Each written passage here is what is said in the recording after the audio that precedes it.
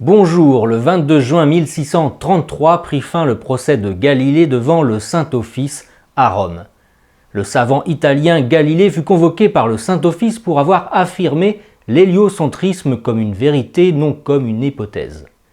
Ce procès a été et est encore dans l'esprit de tout un chacun un procès de la foi contre la science. La preuve ultime de l'obscurantisme et de la tyrannie de l'Église catholique. Qu'en est-il vraiment? Je vous explique.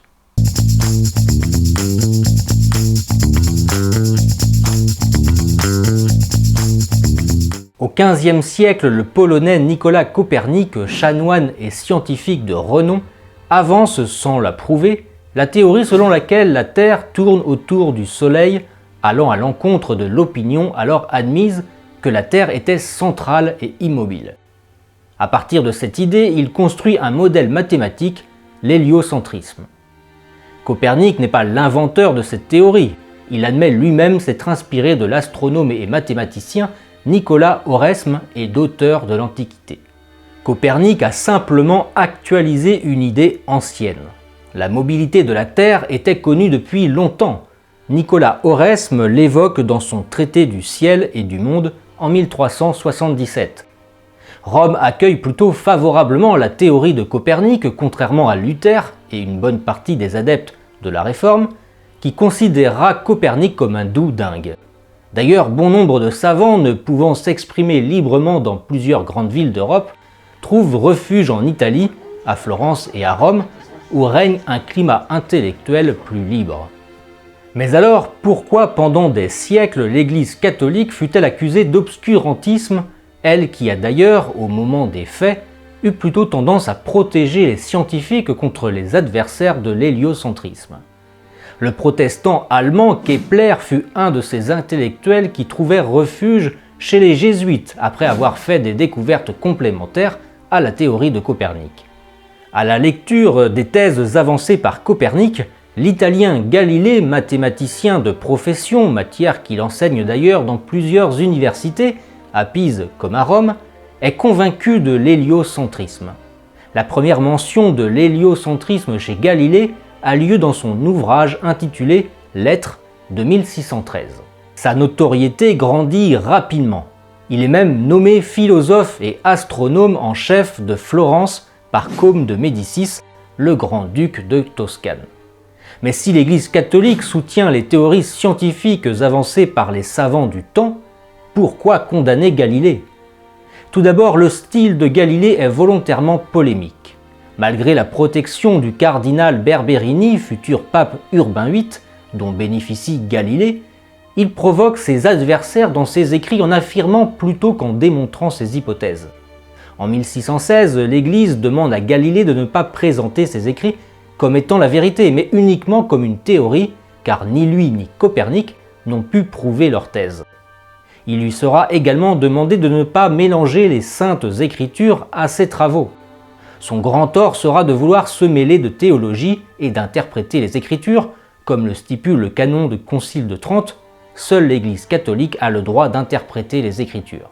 Pendant 7 ans, il se conformera à la demande romaine.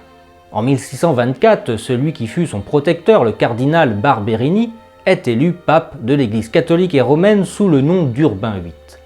Galilée lui soumet alors son projet de livre comparant les différents systèmes, ceux de Ptolémée, Copernic ou encore ceux de Kepler. Le pape le soutient dans cette initiative, mais lui demande à nouveau de présenter ces systèmes comme des théories et de ne surtout pas y mêler la religion.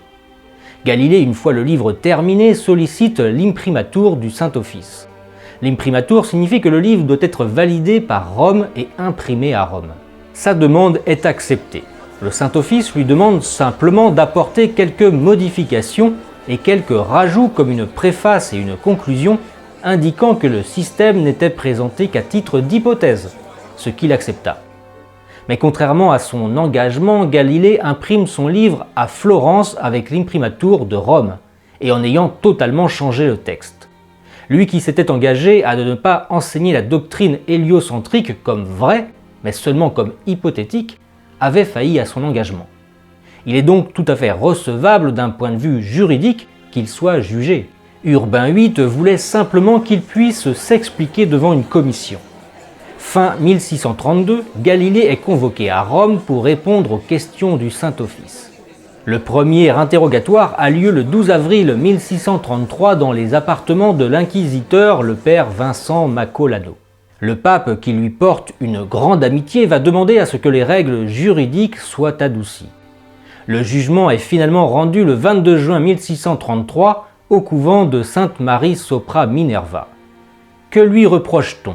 Tout d'abord son manque d'obéissance, son mensonge, son absence totale de preuves dans ce qu'il avance comme des vérités, et l'ajout dans son livre, le dialogue sur les deux grands systèmes du monde, d'un personnage idiot et simplet, Simplicius, portrait de son ami le pape Urbain VIII. Leur amitié est consommée. Enfin, l'utilisation et l'interprétation des Écritures dans ses travaux qui le font condamner pour hérésie formelle. Nous pouvons facilement constater qu'à aucun moment l'héliocentrisme n'a été un chef d'accusation. Ses juges lui reprochent essentiellement de ne pas avoir présenté l'héliocentrisme comme une hypothèse, ce qui est un minimum quand à aucun moment vous en apportez la preuve. Quelles sont les sanctions? Interdiction d'enseigner le mouvement de la Terre et de se livrer à l'interprétation des Écritures, mise à l'index de son livre Le Dialogue, et une peine de prison, il sera assigné à résidence chez l'ambassadeur de Florence pendant 5 mois, et la récitation hebdomadaire pendant 3 ans des psaumes de la pénitence. Galilée n'exécuta même pas sa pénitence, ce sera sa fille aînée, religieuse, qui le fera à sa place. Voilà ce que subit Galilée, grand martyr de la science. Non, Galilée n'a pas été torturé par l'Inquisition, ni croupi dans ses geôles, pas plus qu'il n'a prononcé, et pourtant elle tourne, phrase apocryphe de l'italien Giuseppe Baretti, écrite à Londres en 1757. Vous avez aimé cette vidéo? N'oubliez pas de vous abonner à la chaîne et d'activer la cloche pour être tenu informé de toutes les prochaines publications, de laisser un commentaire et de partager la vidéo. Et si vous voulez soutenir mon travail, n'hésitez pas à faire un don via ma page Tipeee ou bien de commander un livre de ma maison d'édition, les éditions Vox Gallia. Merci et à très vite. Vive la France!